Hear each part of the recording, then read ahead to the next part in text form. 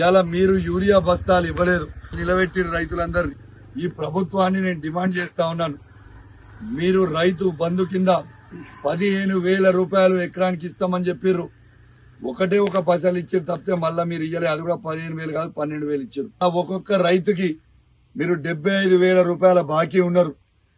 కనీసము ఈ నష్టపరిహారంతో పాటు మీరు బాకీ ఉన్న రైతు బంధు 75,000 రూపాయలు ఆ ఎకరానికి మీరు రైతులకు ఇవ్వాలని మరి రైతుల పక్షాన నేను డిమాండ్ చేస్తా ఉన్నాను. మీరు బోనస్ 500 రూపాయలు ఇస్తామని చెప్పారు, ఎందుకు ఇయ్యలే ఇప్పటిదాకా 500 రూపాయలని నేను అడుగుతా ఉన్నాను. ఏ రకాల పంట పెట్టుకున్నా కూడా 500 బోనస్ ఇస్తామని మీ మేనిఫెస్టోలో మీరు పెట్టిర్రు. మరి ఆ 500 రూపాయలు మీరు ఇవ్వలేదు. ఇలా కనీసం సన్నవడ్లకే ఇస్తామన్నారు.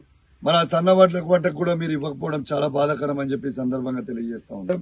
పంట కుప్పలు కొట్టుకుపోయినాయి, ఇలా ప్రభుత్వం చెల్లించాలి. హుజురాబాద్ నియోజకవర్గంలో ఈ 5 మండలాలలో కమలాపూర్ మండలం, హుజురాబాద్, జమ్మికుంట మండలం, వీణవంక మండలం, ఇల్లంతకుంట మండలం కావచ్చు, ఏ ఊరికి ఏ కాంగ్రెస్ నాయకుడు వచ్చినా పక్కా రైతులకు చెప్తా ఉన్నా, పట్టుకొని నిలదీయండి. ఈ పరామర్శలు యాక్టింగ్ చేసి పోడు బంద్ చేయి.